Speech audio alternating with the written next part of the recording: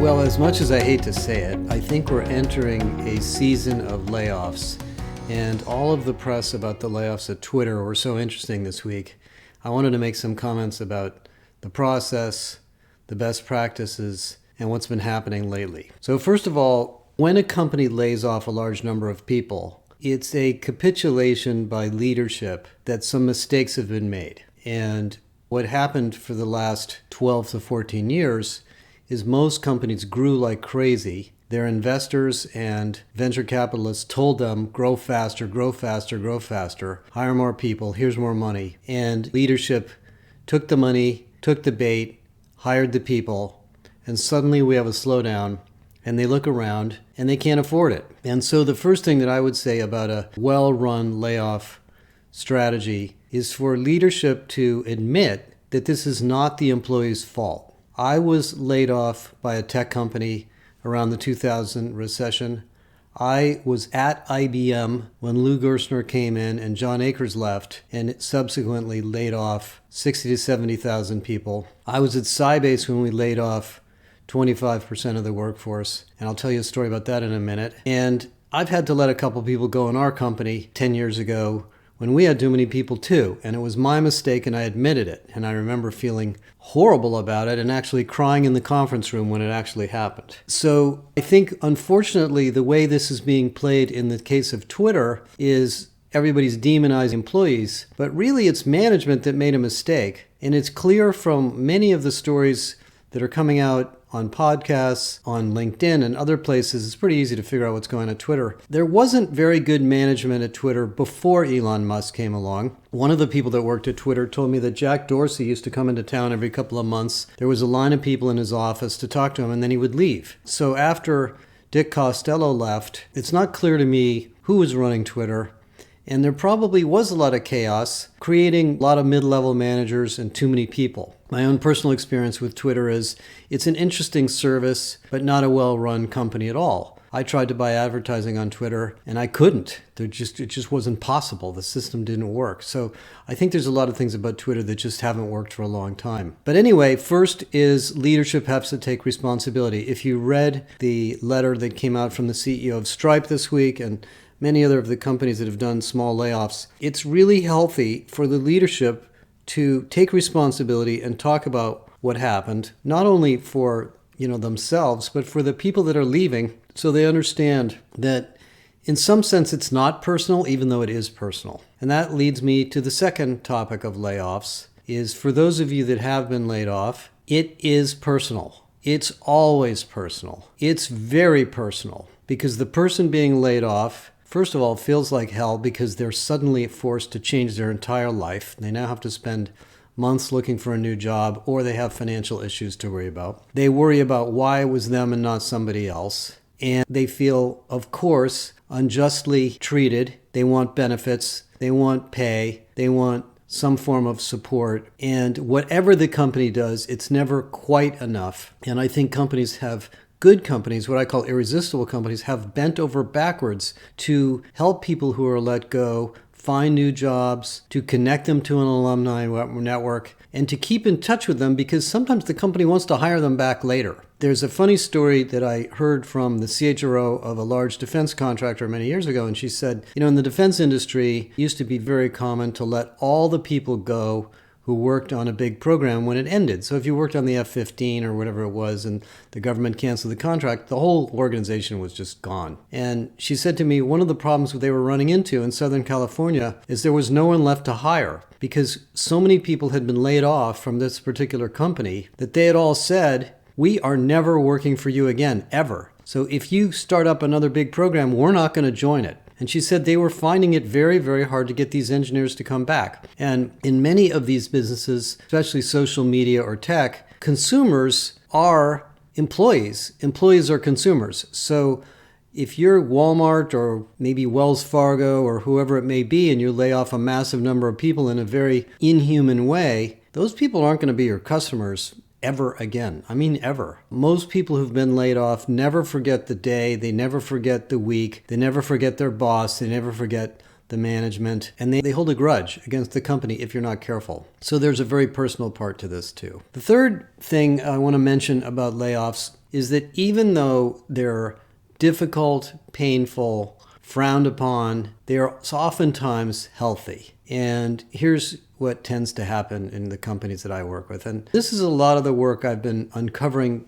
during the production of my book. As companies grow, there is a natural tendency to hire more people. And each individual line manager, whatever that person's job is, sales, marketing, distribution, customer service, IT, finance, HR, whatever, will go to their boss and say, we have too much work to do, we need more people. And the simplest answer is you kick it over to the talent acquisition team and they go out and they find somebody to fill the job. Unfortunately, that doesn't scale well. Companies don't grow linearly with the number of people. If each person does not increase or at least maintain the level of productivity, actually the opposite will happen. The more people you hire, the slower the company will move relative to its past because there's more people to talk to. So if you haven't broken down the work into the appropriate teams, if you haven't been constantly redesigning, as we call it, the work and the jobs, hiring more people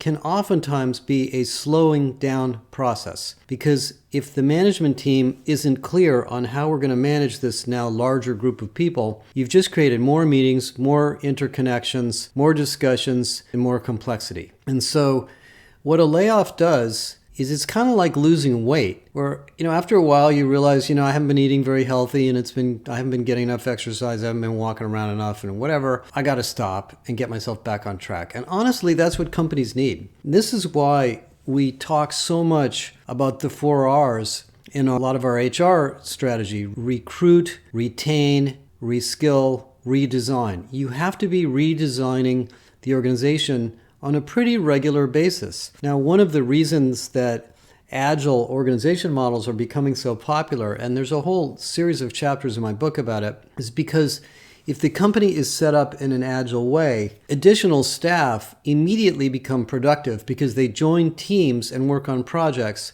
that are clearly defined, and they don't have to interconnect and interlock with 100 other people to figure out what to do. I have worked in companies, believe me, where I was hired and my manager was very clear that I was needed. But as soon as I started, a lot of other people looked at me and said, "Oh, welcome, you're in that group. Okay, nice to meet you." And that was the end of it. And I was left to figure out how I was going to add value when they don't really see any reason for me to be around because they've got other things to do. And so I think hiring is much, much more complicated than people realize. And when you hire quickly, you almost always create problems. I mean, the theory and the concept that many leaders now understand is hire slowly. Take your time. Make sure you know that this person fits. Make sure you know that you have the right work design for this person. Make sure that their skills fit the needs of the complementary skills of the other people on the team and the project. And make sure you know you're hiring somebody for a long time. One of the truisms or concepts that I learned many years ago and I've discussed before is people don't become the company becomes the people. There's this belief system that our company is so well described and defined and we have such a great operating model that people will come in and they'll learn how to do things our way. Yes, of course, that's true, but the opposite happens too. If you hire a whole bunch of new people quickly and they all come from different backgrounds and different cultures and they don't have time to assimilate into the culture of the company, you just changed your company. And I think companies like Twitter have probably been going through this, maybe not Twitter so much, but certainly lots of startups where they've hired a lot of people very quickly and they haven't taken the time. Now, the final point I'll make on this topic is HR. For those of us that are in HR, we are very conscious of these issues. You've probably been through a merger and acquisition. You've had to lay people off. You've looked at people in duplicative jobs, and you've had to make these difficult decisions. The opposite of that is when you do hire, your job or our job is to make sure the organization is clear on the responsibilities of these people, and we are not reducing productivity by hiring people. I'm not saying that's easy, but you have every right to ask those questions during this scale-up process of the company, so you're prepared before there needs to be a scale-down process. And I also think one of the things that's been going on in the last couple of years is many of the high-growth, high market cap, overpriced, overvalued companies that are now laying people off are run by people that are relatively young in their careers. They haven't been through a lot of this before. They're learning on the fly, and they do believe that scaling is all about hiring, and they maybe haven't had the opportunity or the exposure to a situation where you have too many people and it's really, really difficult to figure out what to do. And it's a very unique skill to take a large organization that is not functioning well and figure out how to redesign it, reorganize it, and possibly downsize it to make it more effective. By the way, I have a feeling what's going on in Elon Musk's mind, and I have no way of knowing exactly what is going on in his mind, is that one of the things he's saying is, I don't have time to figure out everything that's going on in Twitter, so let's just start with a layoff to clean things up and get everybody focused. And there have been all sorts of hilarious stories about engineers having to print out the code they're working on and talk to Elon one-on-one about what they're doing. That may be true. I don't know that that's good or bad, but the company probably needed it. And I would be willing to bet that after the disruption that's taking place is over, we're probably going to see some interesting new things come out of Twitter that are badly needed and long overdue. Now, let me talk about the layoff issue for those of you as individuals who have been laid off or have the unfortunate opportunity of getting laid off. And I'll give you my own personal experience and the experience I've talked to many other people. So I'm in my mid-60s, entering my late 60s. I've been working since 1978. I came out of college as an engineer. I had a pretty traditional expectation for my life. I had no aspirations to run my own company or be an entrepreneur ever, even though my father did it, and went to work for a big company, and I thought that was that. And as some of you know, I worked for Exxon for 2 years as an engineer, decided I didn't like it, went back to college, was going to get a PhD, decided I didn't like that. After a master's degree, I went to work for IBM, spent 10 wonderful years at IBM, watched IBM go through a wrenching transformation from the proprietary systems business to the open systems business. Didn't really make that transformation well, and watched the company go through massive downsizing. I worked on the 21st floor of a building in San Francisco called 425 Market Street with a lot of other IBM people. And one day I was there in the corporate staff, and there were, 75 people on the floor, and I used to sit there and do my work and look out across the floor and talk to all these different people. A week later, I was the only one on the floor. I mean, I can't believe this happened, but they laid off so many people. I was one of the only people left on that floor. And I used to go into the office, and I was playing around with OS2 at the time, if anyone knows what that is. And I used to just kind of get depressed. So anyway, I eventually left, along with a lot of other people, went to work for another company. It was a software company called Sybase, very high growth company in the database market, extremely well run at the time, very demanding company, competing with Oracle, but really having a lot of fun. We grew like crazy, hired tons and tons of people. I met some of the smartest people I've ever met in my career there. And about 7-8 years into it, our main competitor at that time being Oracle, and to some degree Microsoft, caught us in the market, figured out what we were doing, replicated our technology, and really made it hard to grow. And so Sybase acquired PowerSoft and a couple of other companies and tried to get into a more enterprise-oriented set of products. It was back in the days of client server. And it was tough because we hired many, many good people, but the core strategy and fundamental belief system of the company was still based on this database technology that had become somewhat commoditized, and I don't think people could come to grips with it. And so a company that was very well run and very productive and very successful during its growth phase had a very hard time spreading its wings to become more of an end-to-end solution provider. So there were layoffs, and I remember, funny enough, same thing that happened at IBM happened to me again. I was in a floor of an office in Emeryville, California, which is across the bay from San Francisco. It had more cubes, so it was harder to see people, but I knew there were about 100 people on the floor. On a Friday afternoon, I got an email accidentally pre-announcing the layoff on Monday. I don't know why I got it. Somebody pushed the wrong button, and I knew something was going to happen. Monday morning I came in, and most of the people on my floor were packing their boxes. There were cardboard boxes put on everybody's desk, those that were laid off, with instructions, and basically you had 2 or 3 hours to pack your stuff and get out of the building. So by the afternoon of Monday of that following week, I was one of the only people on the floor again. So I witnessed that. And of course, I knew a lot of these people and still do, and felt terrible about it. And it took a long time for Sybase to recover because so much brain power had left the company that there really wasn't the same core team. A new management team came in and the company tried to reinvent itself around the time I left. My third experience with layoffs was at Digital Think. I had left Sybase. I had gone to a startup. We were working on some e-learning software. It was a very interesting little company. We sold it to a publicly traded company by the name of Digital Think. Some of you out there know the company. Digital Think was the pioneer of online learning around 1998, believe it or not, before the internet was that big. This is around 1999, 2000. Of course, we had a complete market meltdown in the middle to late 2000.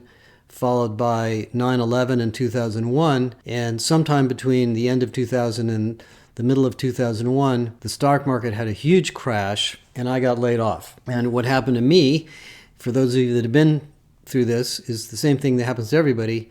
It was a complete surprise. The founder of the company called me into a conference room, gave me a manila envelope, and didn't say a word. I think he was too embarrassed or maybe a little afraid to say anything. And I just looked at him and I said, "Are you laying me off?" And he goes, "Yes." And that was the end of it. I took the orange paper thing with me. I didn't say a word to him. I really was too stunned. I took the envelope back to my desk, which was in an open office. So there were people all over the place. And I just had, this terrible pit in my stomach. And then I called my wife and I told her to come pick me up because I did not feel capable of driving home. I was just too upset. And we left my car in San Francisco and she drove me home and I came back and got my car a couple days later. So these are very, very difficult situations for individuals. They're very difficult situations for managers, but they are reality of the business world. And let me give you the positive of all this. Business is a wonderful, creative endeavor. The reason business is so cool is that companies and individuals are constantly coming up with new ideas, new products, new services, and then new organizations around them. And everything that was a best practice 10 years ago changes, so there's all sorts of new ideas being invented all the time. We as individuals, if you decide to work in business,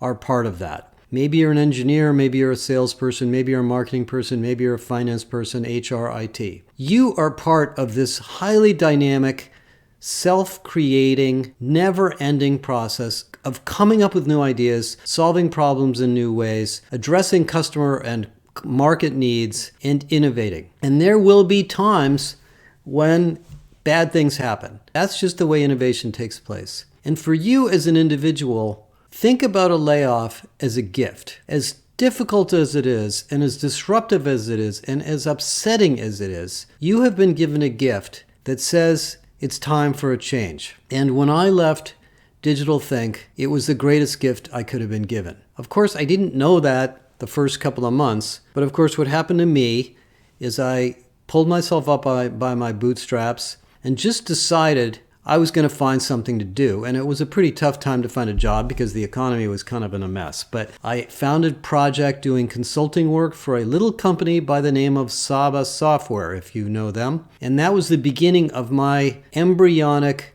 growth as an industry analyst, as a product manager, as a consultant in HR. That was in the year 2001. So it was 21 years ago. In the last 21 years, for me personally, have been the most enriching time in my entire career. And I would suggest to those of you that are laid off or have friends or relatives that are laid off, the same thing is probably going to happen. Unfortunately, we as human beings tend to get into ruts. We like our company, we like our job, we like our team, and we just keep doing it. And maybe we don't get promoted at the rate we should. Maybe we don't get a raise at the rate we should, but we're risk averse, so we deal with it. A layoff is a good jolt or shot in the arm to change that. Now, let me just make this clear. I'm not trying to make light of the stress. It is a stressful thing if you don't have savings, if you have a new child, if you have medical issues and need insurance. There's all sorts of complex, difficult, stress-creating things that happen when you're laid off. And it is hard to find a job. Even if there are a lot of jobs available like there are now, you have to go through interviewing, you have to find a company that works. You may go work for a company that doesn't work out and then you have to go to another one. I mean, it's a hassle. But ultimately, think about your career as a stair-step journey to self-fulfillment. Because what happens when you get laid off is you're forced to think about yourself, your needs, your interests, your skills, and you usually find something better. You're a little bit smarter about what you're looking for. You're a little bit wiser about what not to do and who not to work for. And chances are the next situation you're in is going to be better. So let me give you that as a little bit of a positive inspiration in this process. I'm not going to try to give you a book on layoffs. There's hundreds and hundreds of them, but I just want to give you some perspectives that in this time of reinvention and stress of the economy, and of course we have this weird inflationary, very high growth, low tolerance economy that we're living in, there's going to be a lot of disruption. And if you don't voluntarily leave your job to go somewhere else, you might have to do it without choice. But I think if you take a positive attitude, reach out to the people around you. You can always talk to me. I talk to dozens of people a day about their situations. I will be happy to give you any advice I can. Getting laid off is not the end of the world. And to leaders, to managers, to executives, I simply ask you to be sympathetic. I know you have to do this. I know sometimes you have no choice. I know it's difficult, but just put a dose of sympathy into the process and it will pay off in the long run. Thank you.